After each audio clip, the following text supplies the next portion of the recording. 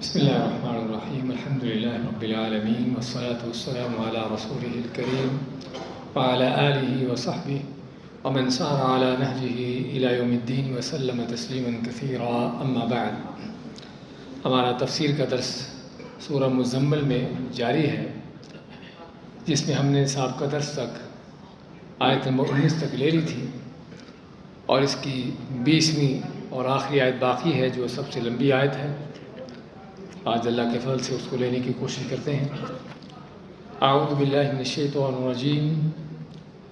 ان ربک یعلم انک تقوم ادنی من ثلثی اللیل ونصفہ وثلثہ وطائفة من الذین معک واللہ یقدر اللیل والنہار علم ان لن تحصوه فتاب علیکم فاقرؤوا ما تیسر من القرآن۔ اللہ تعالیٰ فرماتا ہے ان ربک یعلم، بے شک تیرا رب خوب جانتا ہے، انک تقوم ادنی من ثلثی اللیل، کہ بے شک آپ رات کے 2/3 حصے سے کچھ کم حصہ قیام کرتے ہو، نماز پڑھتے ہو، ونصفہ اور رات کا آدھا حصہ، وثلثہ اور رات کا تیسرا حصہ، وطائفة من الذین معک اور ان لوگوں کی ایک جماعت جو آپ کے ساتھ ہیں، یعنی آپ کے صحابہ، واللہ یقدر اللیل والنہار، اور اللہ تعالیٰ ہے کہ جو رات کو مقدر کرتا ہے، رات اور دن کو مقدر کرتا ہے، علم جانتا ہے اللہ تعالیٰ، ان لن تحصوہ کہ تم رات کو شمار نہ کر سکو گے، فتاب علیکم پس اس نے تم پر توبہ کی، فاقرؤوا ما تیسر من القرآن پس جو تمہیں میسر ہو قرآن کی تلاوت کرو، رات کا قیام کرو۔ اس آیت میں وہی بیان ہوا ہے کہ جو سورت کے شروع میں تھا، کہ اللہ تعالیٰ نے سورت کے شروع میں حکم دیا ہے، یا ایھا المزمل قم اللیل الا قلیلا، کہ رات کا قیام کرو، رات کو کھڑے ہو نماز کے لیے، سوائے رات کا تھوڑا حصہ، نصفہ او انقص منہ قلیلا، آدھی رات یا اس سے کم تھوڑی، او زد علیہ یا اس سے زیادہ کرو۔ تو اللہ تعالیٰ نے ان آیات میں نبی کریم صلی اللہ علیہ وسلم اور آپ کے ساتھ مسلمانوں کو حکم دیا رات کا قیام کرنے کا، رات کو تہجد پڑھنے کا، اور حکم دیا کہ آدھی رات یا آدھی رات سے بھی زیادہ یا اس سے کچھ کم حصہ رات کا قیام کیا کریں، رات کو تہجد پڑھا کریں۔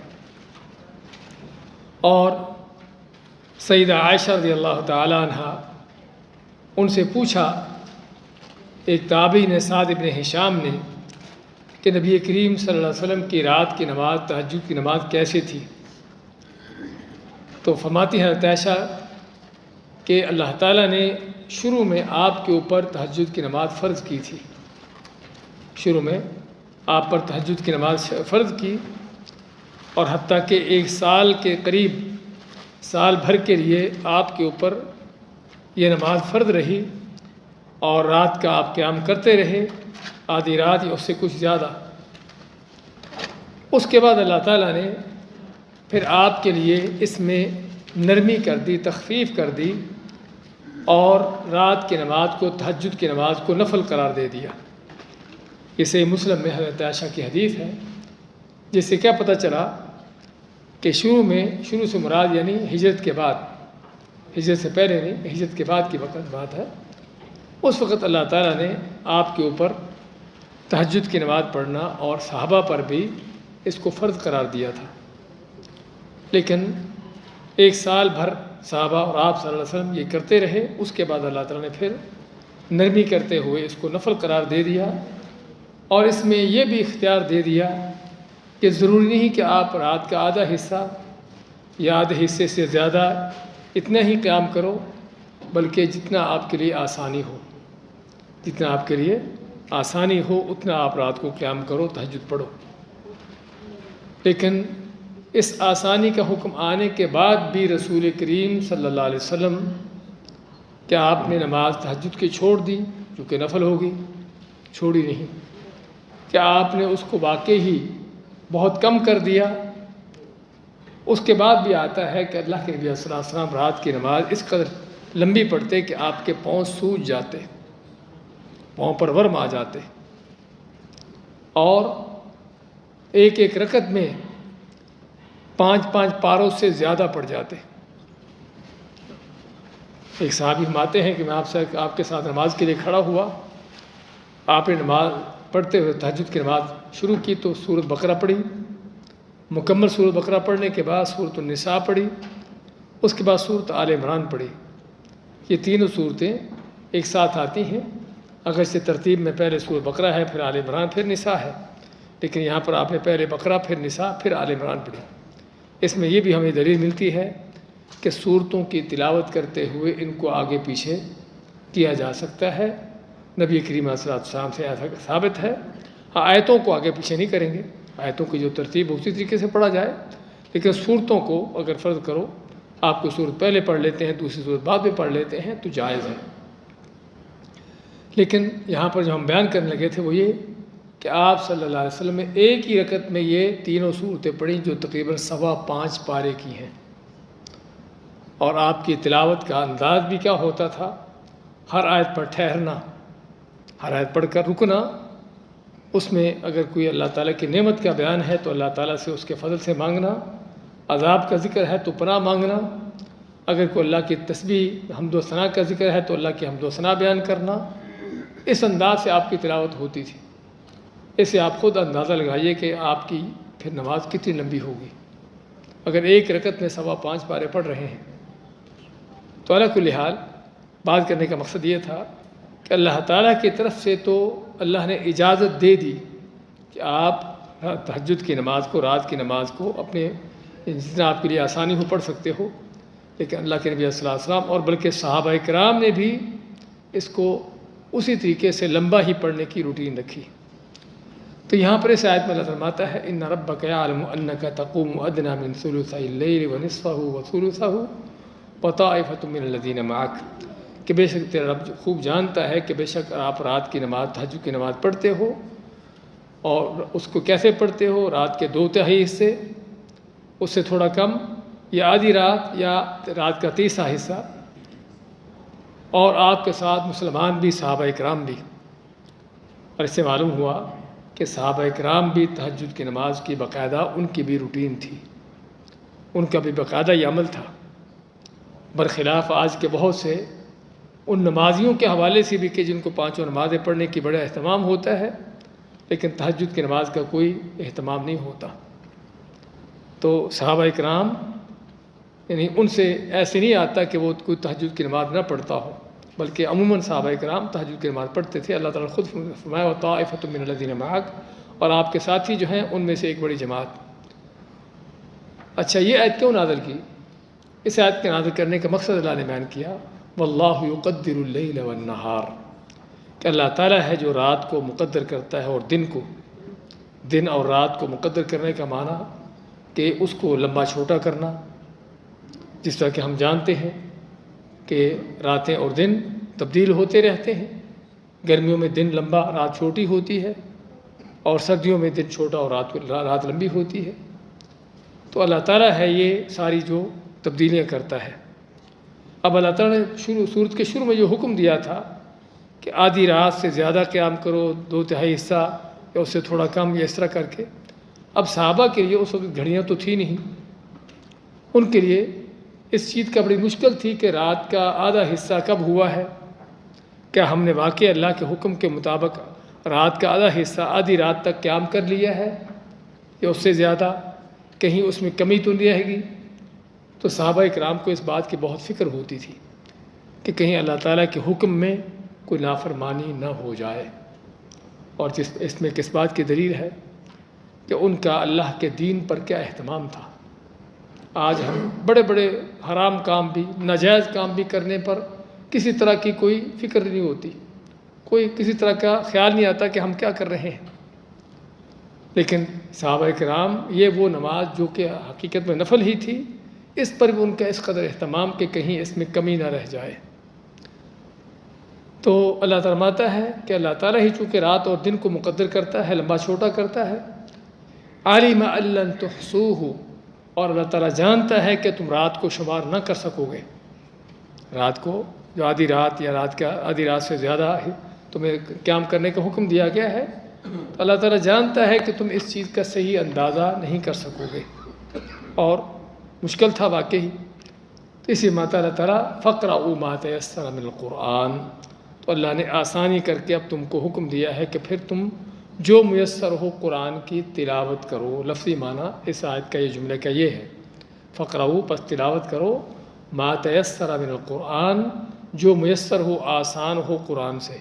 لیکن مراد یہاں پر قرآن کی خالی تلاوت نہیں، وہ کیا ہے؟ وہ تہجد کی نماز میں قرآن کی تلاوت ہے، تہجد کی نماز میں قرآن کی تلاوت ہے۔ اور یہاں پر ایک اہم بات آپ کو یہ بھی بتاتے چلے جائیں کہ قرآن و سنت میں، بلکہ عربی کا عام ایک انداز ہے کہ اگر کسی چیز میں کوئی چیز زیادہ کی جاتی ہے نا، کوئی کام ہے اس میں کسی چیز کو زیادہ کیا جاتا ہے، تو اس کام کو اسی طرح منسوب کیا جاتا ہے۔ اب رات کی نماز کو کیا کہتے ہیں؟ قیام اللیل، تو صرف قیام ہی کرتے ہیں، کیا رکوع سجدہ نہیں کرتے، بیٹھتے نہیں ہیں؟ سارا کچھ ہوتا ہے اس میں بھی رکوع سجدہ بیٹھنا تشہد ہر چیز ہوتی ہے۔ لیکن قیام کے معنی کھڑے ہونا، رات کو کھڑے ہونا، یہ کیوں کہا؟ کیونکہ تہجد کی نماز کی سب سے بڑی جو خصوصیت ہے وہ لمبا قیام کرنا، لمبا قیام کرنا۔ اچھا، لمبے قیام میں کیا ہوتا؟ تلاوت، کیونکہ قیام میں اور کوئی ذکر تو نہیں ہے، ثنا ہے، سورہ فاتحہ، اس کے بعد باقی تلاوت ہے، سمجھے نا؟ اس لیے لمبا قیام جو ہے اس میں چونکہ لمبی تلاوت ہے، تو اللہ نے اس لیے فرمایا فَاقْرَؤُوا مَا تَيَسَّرَ مِنَ الْقُرْآنِ، کہ جو تمہارے لیے میسر ہو، آسان ہو قرآن سے، وہ تلاوت کرو، یعنی تہجد کی نماز میں لمبا قیام جتنا تم کر سکتے ہو کرو، یعنی جتنا تمہیں آسانی ہے۔ اور یہ اللہ تعالیٰ کی طرف سے ایک رخصت آ گئی، اجازت آ گئی، آسانی آ گئی کہ حالات مختلف ہوتے ہیں۔ آگے مزید بھی بیان ہوا ہے کہ یہ آسانی کرنے کے مقصد کیا ہے۔ آگے 3 اللہ نے اس کی وجہ بیان کی ہیں۔ ایک تو لوگوں کے بعض اوقات کسی کا بیمار ہونا، کمزور ہو جانا، بڑھاپے میں ہو جانا، کسی کا سفر میں ہونا، سمجھے نا، جنگوں کے جہاد کے اندر اس کا معاملہ ہونا، تو اس طرح کے مختلف حالات ہوتے ہیں۔ آدمی ہر حالت میں ایک ہی کیفیت نہیں رہتا کہ آدمی گھر میں ہو اور راحت و آرام میں سکون میں ہو، لیکن بعض اوقات سفر ہوتا ہے، بعض اوقات جنگوں جہاد کا معاملہ ہوتا ہے، اور بعض اوقات آدمی بیمار ہوتا ہے۔ تو اللہ تعالیٰ نے فرما دیا کہ اپنی صورتحال کے مطابق جتنا تمہیں آسان ہو اتنی ہی تم رات کی نماز پڑھ لو، رات کو قیام کر لو۔ اور یہ ہے اللہ تعالیٰ کے دین کا عام فارمولہ، کیا ہے؟ لا یکلف اللہ نفسا الا وسعها، کہ اللہ تعالیٰ کسی بندے کو اس کی طاقت سے بڑھ کر حکم نہیں دیتا۔ یہ پورے دین کا فارمولہ یہی ہے کہ اللہ تعالیٰ یعنی کہ عمومی طور پر اسلام کے جتنے بھی احکام ہیں، ابتدائی طور پر اللہ نے حکم وہ دیا ہے جو بندوں کی طاقت میں ہے۔ نماز، روزہ، حج، زکوٰۃ، صدقے، خیرات، جہاد، جو بھی کچھ ہے، یہ سبھی وہ احکامات ہیں جو بندوں کی طاقت میں ہے۔ کوئی ایسا حکم نہیں دیا کہ جو بندوں کی طاقت سے باہر ہو۔ اگر شک ہے تو دیکھ لیں، زکوٰۃ کس پر فرض ہے؟ جس کے پاس مال اس کی ضرورت سے زیادہ ہے، سمجھا؟ ایک حد ہے مال کی جس کو نصاب کہتے ہیں، وہاں تک مال پہنچے گا تو زکوٰۃ فرض ہوگی، اس سے پہلے زکوٰۃ فرض نہیں ہے۔ کس بات کی دلیل ہے؟ دین کے اندر آسانی کی۔ حج کس پر فرض ہے؟ کہ جس کے پاس استطاعت ہے، مال اس کے پاس ہے، مکہ جانے کا رستہ مہیا ہے، جا سکتا ہے، کوئی رکاوٹ نہیں ہے، ہاں اس پر حج فرض ہے۔ نہیں مالی طاقت نہیں ہے، حج فرض نہیں ہے۔ مکہ جانے کا کوئی رستہ نہیں ہے، یعنی کہ حالات خطرناک ہیں، کوئی اور معاملات ہیں، ہاں ٹھیک ہے، اس وقت تک فرض نہیں ہوگا جب تک راستہ مہیا نہیں ہوگا، سمجھے نا، سواری مہیا نہیں ہے، کوئی بھی اس طرح کی چیزیں۔ تو یہ سبھی کس بات کی دلیلیں ہیں کہ اسلام کے احکامات ہیں ہی وہ جو بندوں کی طاقت میں ہیں، قدرت میں ہیں۔ تو چنانچہ اس کے بعد اگر کوئی کہتا ہے کہ یہ کام تو ہماری طاقت سے باہر ہم نہیں کر سکتے، تو حقیقت میں اللہ کے اوپر بہتان ہے، اللہ کے اوپر بہتان الزام ہے کہ اللہ نے ایسی بات کا حکم دیا جو تم کر نہیں سکتے۔ تو ایک تو اللہ نے بنیادی طور پر حکم ہی وہ دیا جو بندوں کی طاقت قدرت میں ہے۔ اس کے بعد مزید کو بندہ کسی مخصوص حالت میں، ہاں عام حالت میں وہ کام کر سکتا ہے، لیکن کسی خاص حالت میں وہ کام نہیں کر سکتا۔ تو پھر اس سے اور بھی اس کو چھوٹ دے دی، آسانی دے دی۔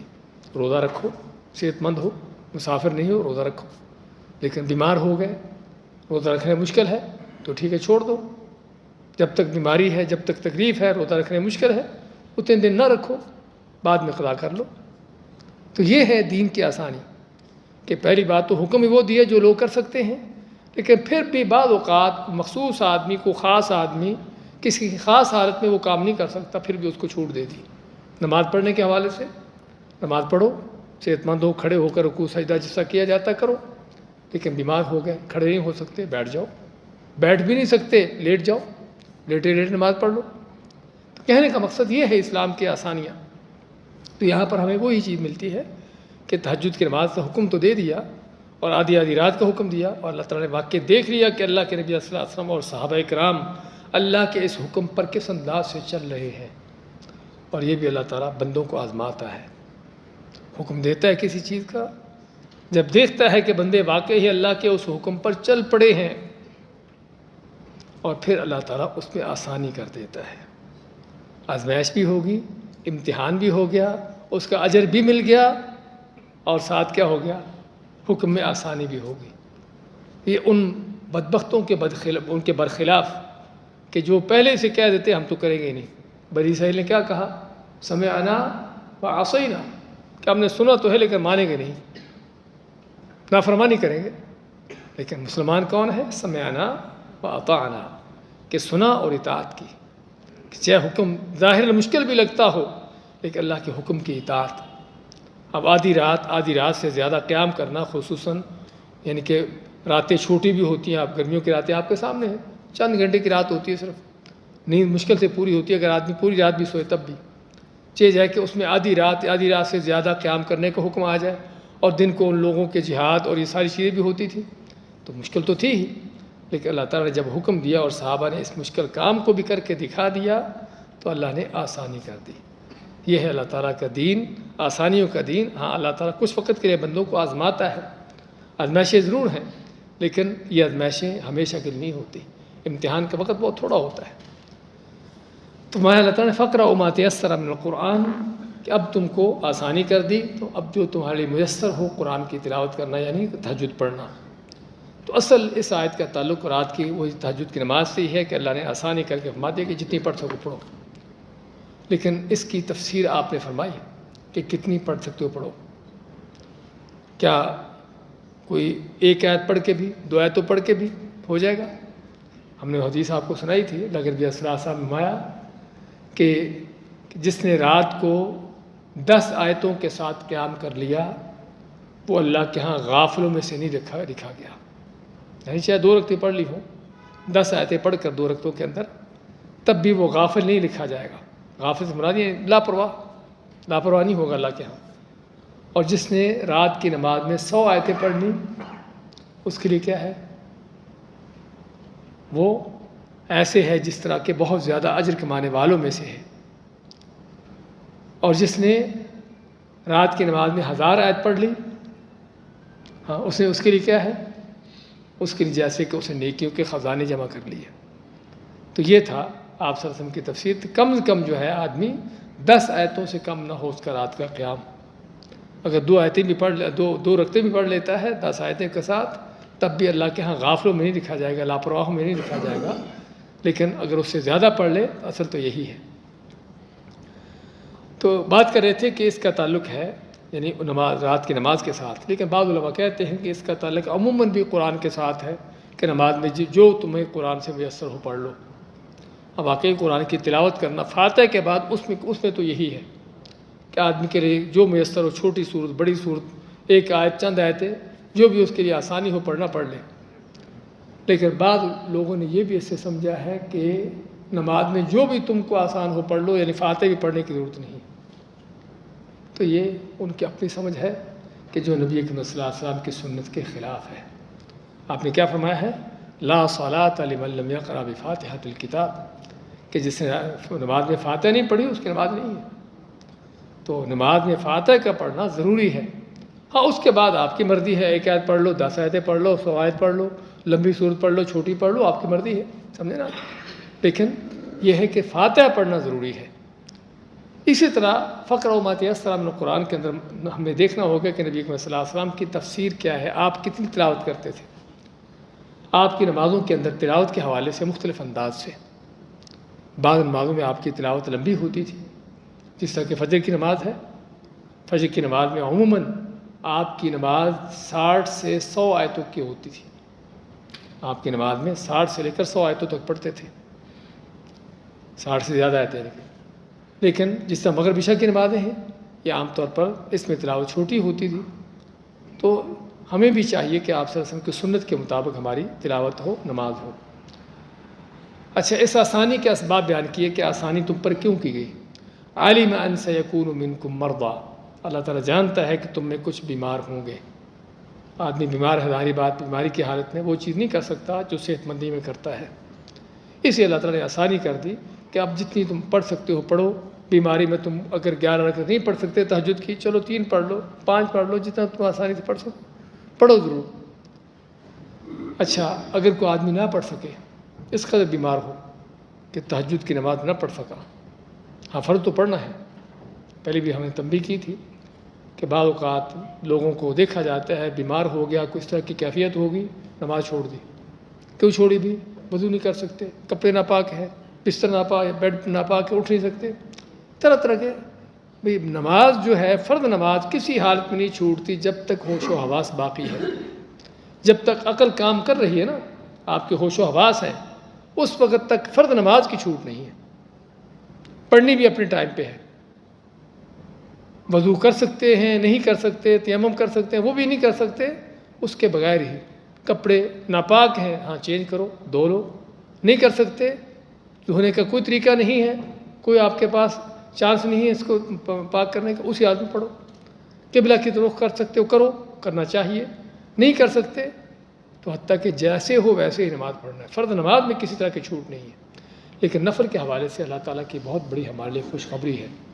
نبی صلی اللہ علیہ وسلم کا فرمان ہے، اذا مرض العبد او سافر کتب له ما كان يعمل صحیحا مقیما، کہ اگر آدمی بیمار ہو جاتا ہے یا سفر میں چلا جاتا ہے، سفر میں بھی انسان داری بات ہے، تھکاوٹ ہوتی ہے، بھاگ دوڑ ہوتی ہے، کافی یعنی مشغول ہوتا ہے آدمی، تو آپ ماتے ہیں کہ اگر آدمی بیمار ہو جائے یا سفر میں چلا جائے اور کوئی نفل عبادت نہ کر سکے، تو اللہ تعالیٰ جو صحت مندی اور قیام کی حالت میں نفل کرتا ہے، نفل عبادت کرتا تو اللہ اس کو پورا ثواب دیتا رہتا ہے۔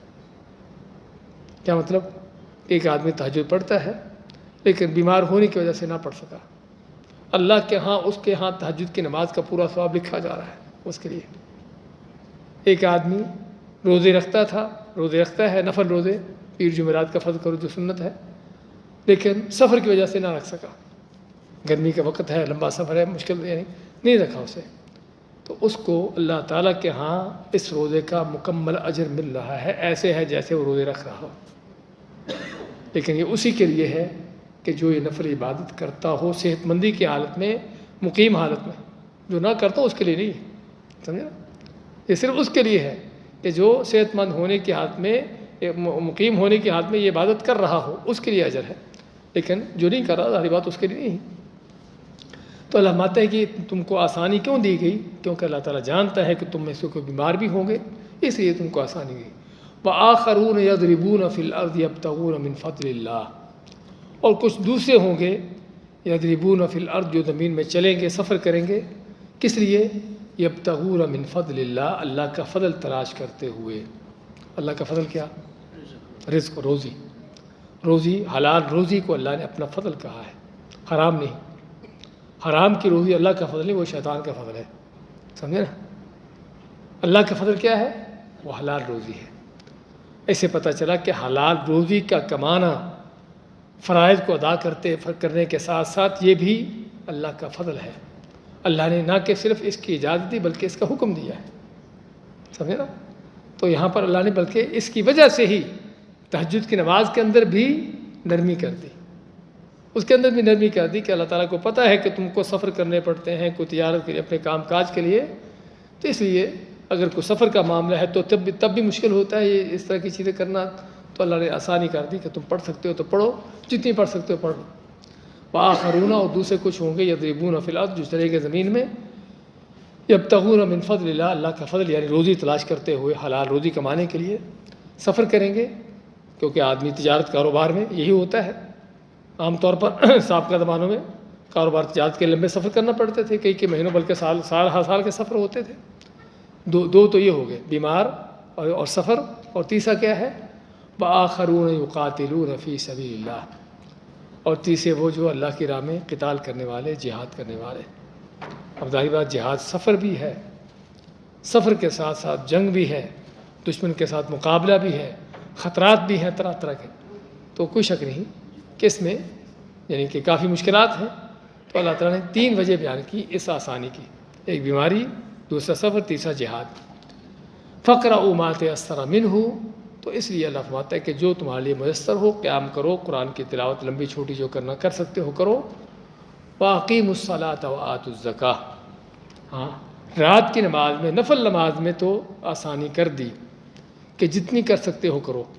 آپ کی سنت 11 تھی، کبھی آپ 13 پڑھ لیتے تھے، ہاں 13-11 پڑھ لے تو اچھی بات ہے، نہیں 11-13 پڑھ سکے 9 پڑھ لو، 7 پڑھ لو، 5 پڑھ لو، 3 پڑھ لو، بلکہ ایک وتر بھی پڑھ سکتے ہیں، ایک وتر بھی پڑھا جا سکتا ہے وتر کے طور پر، نفل کے طور پر نہیں۔ تو کہنے کا مقصد اس میں تو آسانی کر دی، لیکن جو فرائض تھے وَأَقِيمُوا الصَّلَاةَ وَآتُوا الزَّكَاةَ، لیکن نماز قائم کرو۔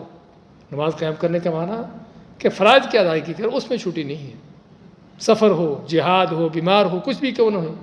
جنگ کے اندر سورۃ النساء میں اللہ نے بیان کیا ہے، جنگ کے اندر جب جنگ چل رہی ہو، دشمن کے ساتھ مقابلہ جاری ہو، اس دوران بھی نہ کہ صرف جماعت نماز کا حکم بلکہ جماعت کا حکم ہے۔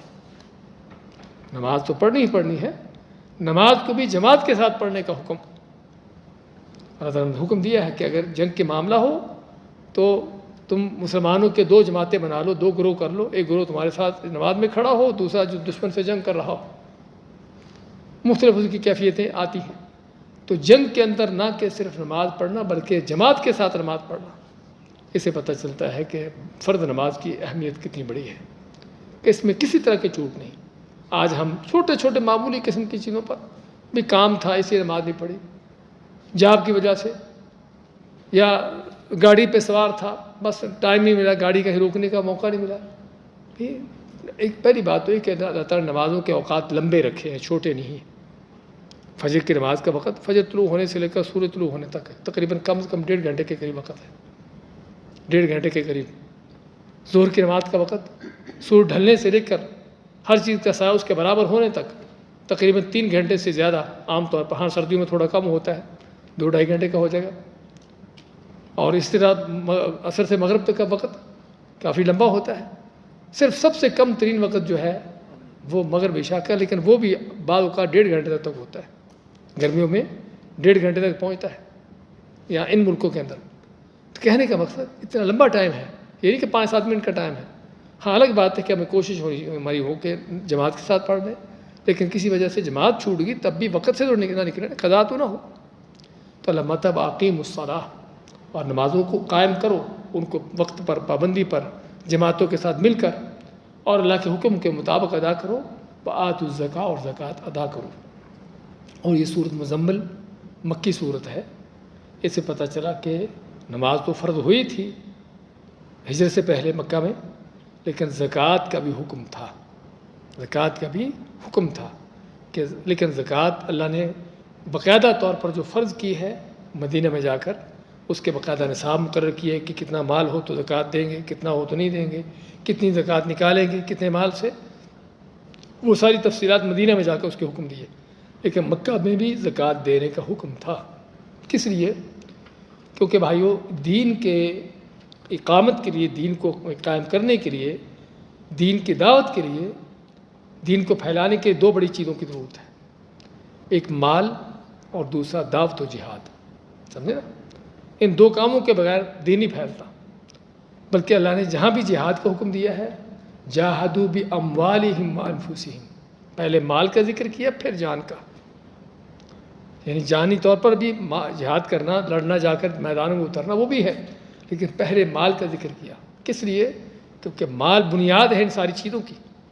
تو اس لیے مکہ میں ضرورت تھی مسلمانوں کو غریب فقیر مسلمان تھے، ان کو ضرورت تھی ان کے اوپر خرچ کرنے کی، غلام تھے مسلمان جن کو آزاد کرنے کی ضرورت تھی، مختلف طرح طرح کی چیزوں میں، تو وہاں پر بھی اس لیے اللہ کی راہ میں خرچ کرنے کا بار بار حکم دیا گیا۔ تو میں اقیموا الصلاۃ وآتوا الزکوٰۃ کہ نماز کو قائم کرو اور زکوٰۃ ادا کرو۔ وَأَقْرِضُوا اللَّهَ قَرْضًا حَسَنًا، اچھا اللہ نے اس مال کو خرچ کرنے کو، زکوٰۃ دینے کو کیا نام دیا؟ اللہ تعالیٰ کو قرض حسنہ ہے۔ اللہ کی راہ میں صدقہ، خیرات، زکوٰۃ، اور اللہ نے اس کو قرض حسنہ کا نام دیا ہے۔ قرض کا نام کیوں دیا؟ قرض وہ مال ہوتا ہے کہ جو آپ کو ہر قیمت ملنا ہے، آپ کا مال ہے، صرف کسی کے پاس ایک بطور امانت پڑا ہوا ہے، استعمال کر رہا ہے، وہ آپ کا مال آپ ہی کا ہے، اسی لیے زکوٰۃ آپ ہی کو اس کی دینی ہے، سمجھے نا؟ تو جس طرح وہ قرض آپ کو یقینی طور پر واپس ملنا ہی ملنا ہوتا ہے اور جتنا دیا ہے وہ مل کے رہے گا، ایسے اللہ نے صدقہ خیرات کو، زکوٰۃ کو قرض کا نام دیا ہے۔ یہ تو تم بندوں کو قرض دیتے ہو اور یہ اللہ کو قرض دیا جا رہا ہے، اور اللہ تعالیٰ پھر قرضے کو وہ اتنا واپس نہیں کرتا جتنا ہم دیتے ہیں، اللہ اس کو کئی گنا بڑھا کر 10 گنا، 70 گنا، 700 گنا، اور جس قدر انسان کی نیت خالص ہو اسی قدر اللہ تعالیٰ بڑھا کر دیتا ہے۔ اسی اللہ تعالیٰ نے اس کو قرض حسنہ کا نام دیا۔ اقرضوا اللہ قرضا حسنا وما تقدموا لانفسکم من خیر تجدوہ عند اللہ۔ بات صرف نماز کی، زکوٰۃ کی، تہجد کی نہیں ہے، اللہ نے آگے عام قاعدہ کلیہ ذکر کر دیا، عام فارمولہ، کہ جو بھی تم خیر کا کام کرتے ہو، نیکی کا کام کرتے ہو، اللہ کے لیے، اللہ کے رضا کے لیے، اللہ کے ہاں بھیجتے ہو، ما تقدموا لانفسکم، جو اپنے آپ کے لیے بھیجتے ہو۔ یہاں پر ایک بہت بڑی بات کی تنبیہ ہے کہ انسان کے نیک عمل، اس کا فائدہ کس کو ہے؟ خود انسان کو، اللہ کو کوئی ضرورت نہیں ہے۔ ما تقدموا لانفسکم، جو تم اپنے آپ کے لیے آگے بھیجتے ہو، من خیر، کسی بھی کوئی بھی خیر کا کام ہو، کوئی بھی صدقہ خیرات ہو، کوئی نماز روزہ کچھ بھی ہو، تجدوہ عند اللہ، اس کو کہاں پاؤ گے؟ اللہ کے ہاں، اس کو اللہ کے ہاں پاؤ گے۔ اللہ کے ہاں پانے کے بھی کئی معنی ہیں، ایک تو یہ ہے کہ اللہ کے ہاں محفوظ ہے، ضائع نہیں ہوگا، کہ کسی بندے کے پاس پتہ ملتا ہے نہیں ملتا، یار بندے مختلف طرح کے ہوتے ہیں، چیز لے لی، چیز آپ نے اس کو دے دی لیکن واپس نہیں ملی، لیکن یہاں پر اس رب کائنات کے پاس ہے کہ جہاں سے چیزیں مل کے رہتی ہیں، گارنٹی ہے۔ اور دوسری بات کہ جب اللہ کے پاس سے ملے گا تو کیا معمولی ملے گا؟ رب کائنات کیا آپ کو اتنا ہی دے گا جتنا آپ نے اس کو دیا ہے؟ اس لیے عند اللہ کے ہاں یہ معنی بھی ہے کہ اس کا ملنا بھی، اس کا واپس ملنا بھی آپ کو ضروری ہے، گارنٹیڈ ہے، اور دوسرا کہ ملے گا بھی کس قدر، کتنا عظیم انداز سے اللہ کے ہاں سے۔ تجدوہ عند اللہ ہوا خیرا واعظم اجرا، ہاں جو اللہ کو ہاں، اللہ کے ہاں تم جمع کروا دیتے وہی زیادہ خیر ہے، اسی کا بڑا اجر ہے۔ انسان کہتا میرا مال میرا مال، حدیث میں آتا ہے آپ میں کہ انسان کہتا میرا مال میرا مال، انسان کا مال وہ ہے کہ جو اس نے کھا لیا، پہن لیا، استعمال کر لیا، یا اللہ کی راہ میں دے دیا۔ جو کھا پی لیا، استعمال کر لیا وہ تو استعمال ہو گیا نا، اور جو اللہ کی راہ میں دے دیا یہ ہے جو محفوظ ہوا ہے۔ باقی مال اس کا نہیں، اس کے وارثوں کا ہے، باقی مال اس کا نہیں، اس کے وارثوں کا ہے۔ ہاں بلینوں ٹریلینوں اس کی جائیدادیں ہیں، مال ہیں، آنکھیں بند ہوئی چھوڑ کے سارا کچھ چل دیا، کس کا پھر؟ اس کا ہے، اس کا نہیں ہے، اس کا صرف وہی تھا جو زندگی میں استعمال کر گیا، اللہ کی راہ میں دے گیا۔ تو اس لیے فرمایا کہ وہ جو اللہ کی راہ میں تم پیش کرتے ہو ہوا خیر واعظم اجرا، وہی بہتر ہے اور اسی کا بڑا عظیم اجر ہے۔ واستغفر اللہ، اللہ سے استغفار کرو، بخشش مانگو، ان اللہ غفور الرحیم، بے شک اللہ بڑا بخشنے والا مہربان ہے۔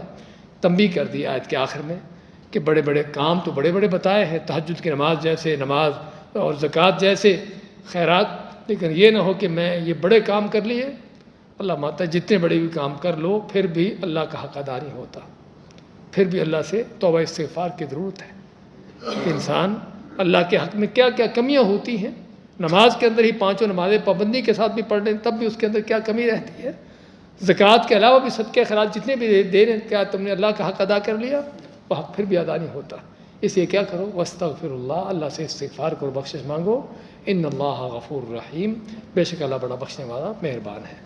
آج کا درس تھوڑا لمبا ہو گیا کیونکہ آیت تھوڑی لمبی تھی، تو پھر سے آج دہرانی آج کی آیت کو ان ربک یعلم انک تقوم ادنا، بے شک تیرا رب بہتر جانتا ہے کہ بے شک آپ کھڑے ہوتے ہو ادنا من ثلثی اللیل، رات کے 2/3 حصے سے تھوڑا کم، ونصفہ، اور رات کا آدھا حصہ، وثلثہ، رات کا تہائی حصہ، وطائفۃ من الذین معک، اور آپ کے ساتھ جو صحابہ ہیں ان میں سے ایک جماعت رات کا قیام کرتی ہے، واللہ یقدر اللیل والنہار، اور اللہ تعالیٰ ہے جو رات اور دن کو مقدر کرتا ہے، عالم خوب جانتا ہے اللہ تحصوہ کہ تم رات کو شمار نہ کر سکو گے، فتاب علیکم، تو اللہ نے تم پر توبہ کر دی، فقرؤوا ما تیسر من القرآن، تو قرآن سے جو تمہیں میسر ہو رات کے قیام میں پڑھو، علم ان سیکون منکم مرضی، وہ جانتا ہے کہ تم میں سے کچھ بیمار ہوں گے، وآخرون، اور کچھ دوسرے ہوں گے، یضربون فی الارض، جو زمین میں چلیں گے، یبتغون من فضل اللہ، اللہ کا فضل روزی تلاش کرتے ہوئے، وآخرون یقاتلون فی سبیل اللہ، اور کچھ اور ہوں گے جو اللہ کی راہ میں جہاد کریں گے،